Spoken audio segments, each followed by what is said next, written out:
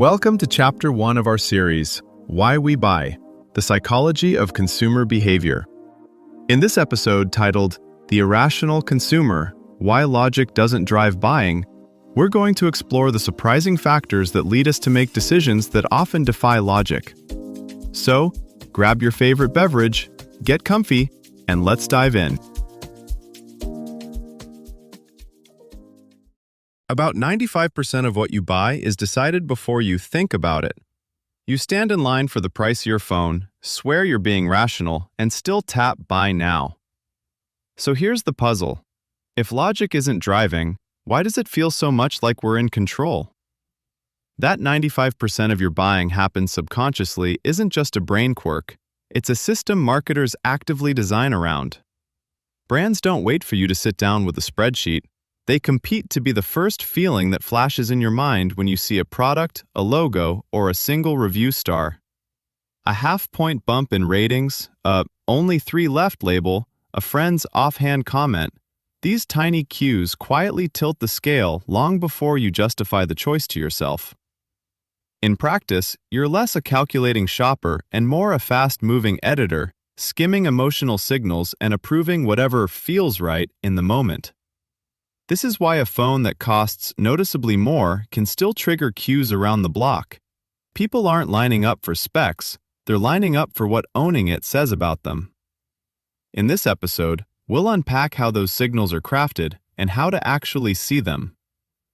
Marketers know your brain loves shortcuts, so they flood your path with them. A row of nearly identical products suddenly feels obvious when one has a slightly higher star rating, a friend's quick recommendation, or that red, limited-time offer tag screaming for attention. None of these change what the product actually does, but they change how safe, smart, or socially accepted the choice feels. That's why small tweaks, like moving a review from okay to pretty good, or hinting that stock is running out, can shift entire crowds without ever touching the product itself. Marketers lean on 3 especially powerful levers: identity, urgency, and anticipated feeling.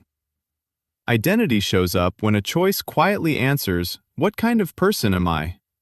That's why a logo on a laptop, a sneaker brand, or even the coffee shop you post from can matter more than the functional difference between options. Apple's launch lines aren't just about owning hardware, they're about joining a visible tribe.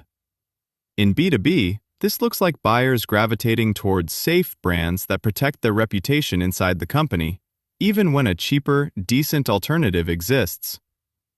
Urgency works by compressing the time you allow yourself to question a choice. Only 3 left, countdown timers, booking now, join 12 others viewing this room.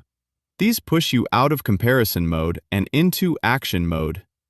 The Northwestern and Booking.com data points show how small tweaks in presentation nudge behavior without changing the underlying offer at all.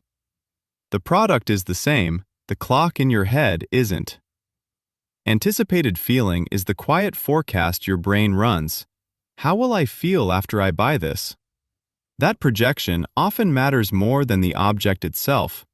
We don't just buy shoes, we buy the imagined confidence on stage, the compliments at work, the relief of not worrying about foot pain. Subscriptions trade on this too. We picture the new me who reads more, eats better, sleeps earlier, and we pay now to rent that possible future. Layered on top of these levers are systematic quirks your mind brings to every choice. You anchor on the first price you see, so a "was $2.99, now $1.79" tag can feel like a win even if $1.79 was always the real target. You overweight recent experiences, so one bad delivery from a brand you've loved for years can loom larger than it statistically should. You seek confirmation, so after leaning toward a product, you notice 5 reasons you were right and skim past conflicting reviews. None of this is random. The seeming chaos of taste changes and impulse buys follows patterns. Patterns sophisticated teams test with A/B experiments and then scale. In practice, the stew of your choices gets seasoned long before you lift the spoon. Think about a time you upgraded a streaming plan for the kids and ended up binging more than anyone. On paper, nothing forced that choice. In practice, a row of glossy thumbnails and a most popular badge probably did more work than your budget did. Or consider walking past a bakery. The smell hits first, then the warm light, then the little sign, fan favorite since 1998. You're not comparing flour quality, you're stepping into a tiny story where other people have already chosen for you. The same thing happens online when a site highlights best for families, creator favorite, or editor's pick.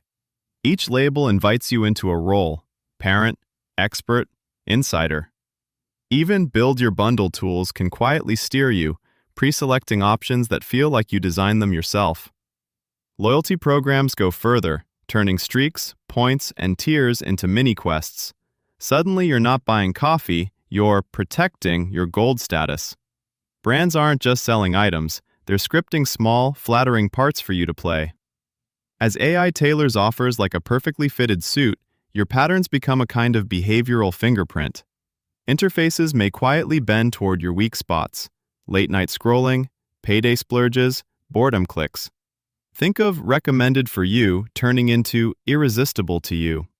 Expect pressure for labels that flag emotional targeting the way nutrition panels flag sugar, and space for brands that treat restraint, not maximization, as a feature, like apps that cap nudges when you hit preset limits. The real opportunity isn't to erase your quirks, but to see them. Start treating your cart like a diary. Which items feel like comfort food? Which feel like costume changes?